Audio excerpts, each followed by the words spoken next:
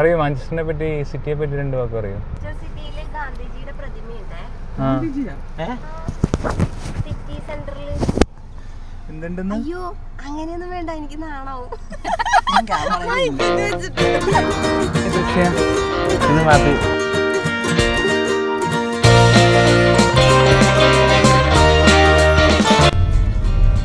അപ്പൊ ഇപ്പൊ നമ്മള് പോകുന്നത് ട്രഫോർഡ് സെന്റർ എന്ന് പറഞ്ഞൊരു ഷോപ്പിംഗ് മോൾ പോലത്തെ ഒരു സ്ഥലത്തേക്കാണ്. ഇവിടുത്തെ വലിയ ഷോപ്പിംഗ് മോളാണെന്ന് പറയുന്നത്.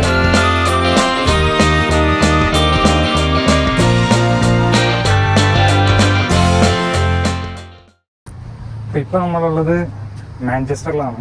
മാഞ്ചസ്റ്റർ ലണ്ടനിൽ നിന്ന് ഏകദേശം 4 മണിക്കൂർ ദൂരമുള്ള ഒരു ചെറിയ സിറ്റിയാണ്. അപ്പോൾ അവിടെ നമ്മുടെ കസിൻ സൂരജിൻ്റെ വീടാണ്. അപ്പോൾ ഞങ്ങളിപ്പോൾ അവിടെ വന്നിരിക്കുന്നത്. മാഞ്ചസ്റ്റർ നമ്മൾ കേട്ടിട്ടുള്ള മാഞ്ചസ്റ്റർ യുണൈറ്റഡിനെ പറ്റിയാണല്ലോ. മാഞ്ചസ്റ്റർ യുണൈറ്റഡിൻ്റെ ഹോം ഗ്രൗണ്ടായ ഓൾഡ് ട്രാഫോർഡ് സ്റ്റേഡിയം അത് മാഞ്ചസ്റ്റർ സിറ്റിയുടെ അകത്ത് തന്നെയാണ്. പറ്റുകയാണെങ്കിൽ അതും കാണണം. മാഞ്ചസ്റ്റർ സിറ്റിയുടെ കുറച്ച് വീഡിയോസ് നമുക്ക് എടുക്കാൻ പറ്റുമെങ്കിൽ എടുക്കണം. അതിൻ്റെ പുറകിലുള്ള ആസ്ദ എന്ന് പറഞ്ഞാൽ ഒരു സൂപ്പർ മാർക്കറ്റ് ചെയിനാണ്. അപ്പോൾ അവിടെ ഒരു കുട്ടി വെള്ളം മേടിക്കാൻ വേണ്ടി വന്നതാണ്. അപ്പോഴാണ് ഞാൻ ഈ വീഡിയോ എടുക്കുന്നത്. മറ്റൊരു വീഡിയോയിലേക്ക് എല്ലാവർക്കും സ്വാഗതം.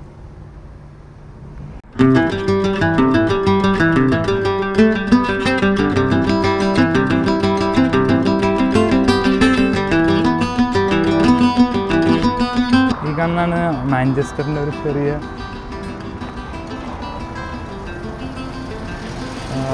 സ്ട്രീറ്റ്. ഈ സ്ട്രീറ്റിൽ കണ്ടാൽ നമുക്ക് മനസ്സിലാവും ഒരു അധികം തിരക്കൊന്നുമില്ലാത്ത ചെറിയൊരു വില്ലേജ് ഏരിയ പോലത്തെ ഏരിയ ആണ് മാഞ്ചസ്റ്ററിൻ്റെ ഈ ഏരിയ. പൊതുവെ ശാന്തതയുള്ളൊരു അല്ലെങ്കിൽ കുറച്ച് സമാധാനപരമായ ഒരു ഏരിയ ആണ് ഇത്.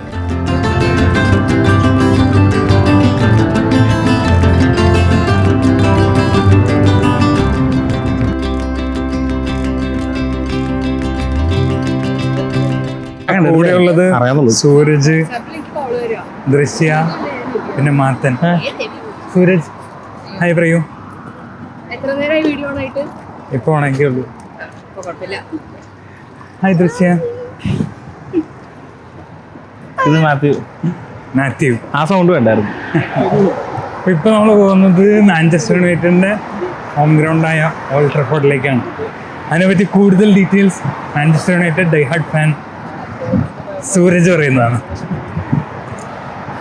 ഇവൻ പറഞ്ഞ പോലെ ഓൾഡ് ട്രാഫോർഡ് ഒരു ഹോം ഗ്രൗണ്ട് ആണെന്ന് മാത്രമല്ല, Theatre of dreams.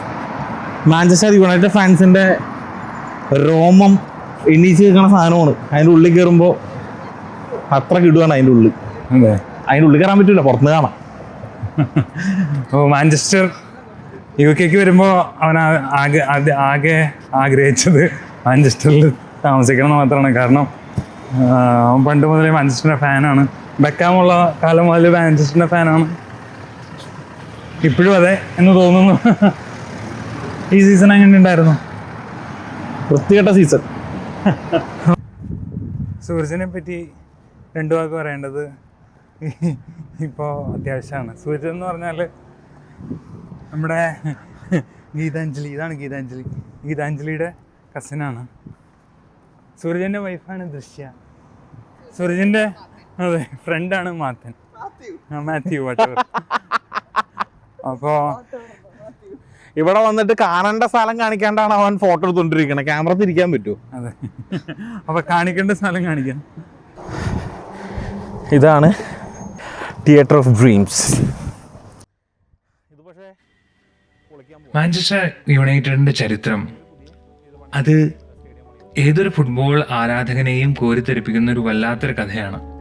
1878 newton Heath എന്ന ഒരു ചെറിയ ടീമായി തുടങ്ങുകയും പിന്നീട് ഒരുപാട് പ്രതിസന്ധികൾ നേരിട്ട് അതെല്ലാം അതിജീവിച്ച് 1902 മാഞ്ചസ്റ്റർ യുണൈറ്റഡ് എന്ന പേര് സ്വീകരിക്കുകയും ചെയ്തത്.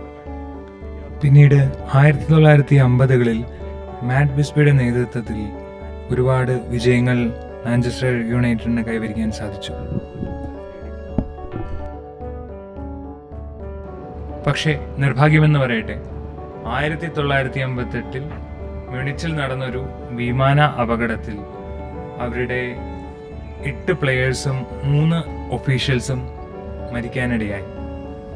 അത് ഇന്നും മാഞ്ചസ്റ്റർ യുണൈറ്റഡിൻ്റെ ചരിത്രത്തിലൊരു കറുത്ത അധ്യായമാണ്.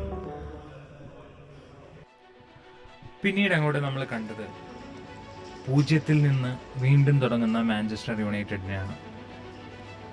മാറ്റ് ബിസ്ബി വീണ്ടും ഒരു ടീമിനെ തയ്യാറാക്കിയെടുക്കുന്നു. 70കളിലും 80കളിലും ഒരു പ്രതീക്ഷ അവർക്ക് ലഭിച്ചു. 90കളിൽ അവർ യഥാർത്ഥ സാമ്രാജ്യം തന്നെ സൃഷ്ടിച്ചു. പിന്നെ സർ അലക്സ് ഫെർഗൂസന്റെ കീഴിൽ 26 വർഷങ്ങൾ, ഒരുപാട് കിരീടങ്ങൾ, പ്രീമിയർ ലീഗിനെ നിയന്ത്രിച്ചത് ഒരു തരത്തിൽ മാഞ്ചസ്റ്റർ യുണൈറ്റഡ് തന്നെയായിരുന്നു. അങ്ങനെ ഒരുപാട് പറയാനുള്ള അല്ലെങ്കിൽ ഒരുപാട് നേട്ടങ്ങൾ കൈവരിച്ച വലിയൊരു ടീമാണ് മാഞ്ചസ്റ്റർ യുണൈറ്റഡ്.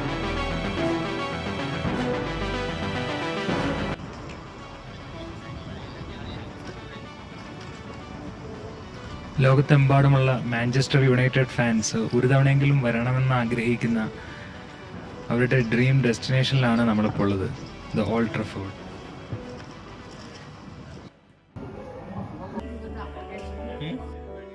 അവിടെ സ്റ്റേഡിയത്തിനോടനുബന്ധിച്ചുള്ള ഒരു സ്റ്റോറിൽ ഞങ്ങൾ കുറച്ച് ചെറിയ ഷോപ്പിംഗ് ഒക്കെ നടത്തി. എന്നിട്ട് തൽക്കാലത്തേക്ക് തിയേറ്റർ ഓഫ് ഡ്രീംസിനോട് വിട പറഞ്ഞ് ഞങ്ങൾ അവിടെ നിന്ന് ഇറങ്ങുകയാണ് ഉണ്ടായത്.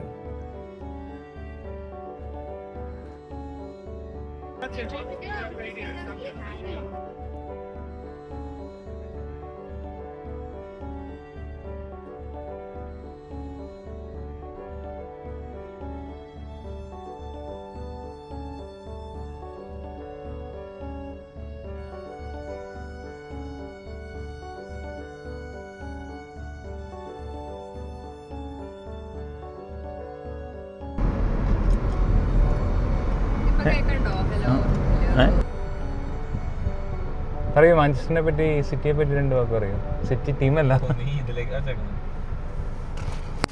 ആർക്കെങ്കിലും മാഞ്ചസ്റ്റർ സിറ്റിയില് ഗാന്ധിജിയുടെ പ്രതിമയുണ്ട്. സിറ്റി സെന്ററിൽ. എന്തുണ്ടെന്ന്? അയ്യോ അങ്ങനെയൊന്നും വേണ്ട, എനിക്ക് നാണാവും.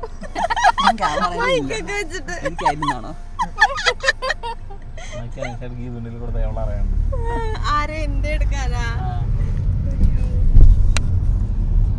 അപ്പൊ ഇപ്പൊ നമ്മള് പോകുന്നത് ട്രഫോർഡ് സെന്റർ എന്ന് പറഞ്ഞൊരു ഷോപ്പിംഗ് മോൾ പോലത്തെ ഒരു സ്ഥലത്തേക്കാണ്. ഇവിടുത്തെ വലിയ ഷോപ്പിംഗ് മാളാണെന്ന് പറയുന്നത്. ലുലു മാളിനേക്കാളും വലുതാണോ? അല്ല, ഇവരെ കാണുന്നതാണെന്ന് പറയാം, നമുക്ക് നോക്കാം.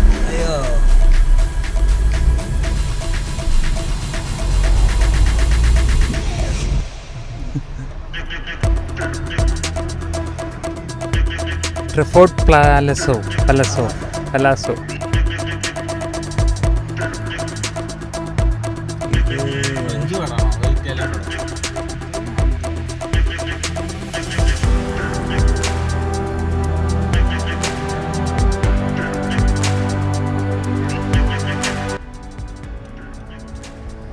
വളരെ വലിയൊരു മാളാണ്. റോഡിൻ്റെ 4 സൈഡിലായിട്ട് വ്യാപിച്ചു കിടക്കുന്ന ഒരു ഗംഭീരം മാളാണ് ട്രഫോർഡ് സെന്റർ മാൾ.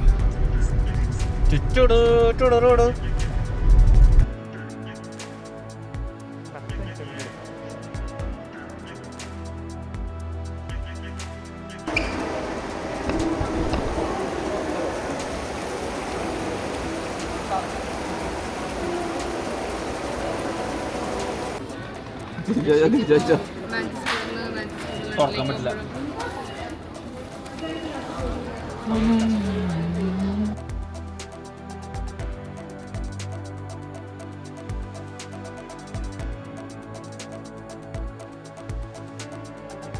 അങ്ങനെ കുറച്ചു നേരം അതിലൂടെയെല്ലാം ചുറ്റിക്കറങ്ങി നടന്ന് കണ്ട് ഭക്ഷണമൊക്കെ കഴിച്ച് ഞങ്ങൾ തിരിച്ച് വീട്ടിലേക്ക് പോയി. കാരണം നാളെ രാവിലെ നമ്മൾ സ്കോട്ട്ലൻഡിലേക്ക് യാത്ര തിരിക്കുകയാണ്. അപ്പോൾ അതിനുള്ള തയ്യാറെടുപ്പുകൾ ചെയ്യേണ്ടതായിട്ടുണ്ട്. അപ്പോൾ ഇന്നത്തെ വീഡിയോ ഇവിടെ അവസാനിപ്പിക്കുകയാണ്. ഇത്ര നേരം കണ്ടിരുന്ന എല്ലാവർക്കും ഒരുപാട് നന്ദി. സബ്സ്ക്രൈബ് ചെയ്യാത്ത ആരെങ്കിലും ഉണ്ടെങ്കിൽ സബ്സ്ക്രൈബ് ചെയ്യുക, ബെല്ലൈക്കൺ പ്രസ് ചെയ്യുക. അപ്പോൾ പുതിയ വീഡിയോ വരുമ്പോൾ നോട്ടിഫിക്കേഷൻ കിട്ടുന്നതാണ്. And thank you for watching and keep supporting.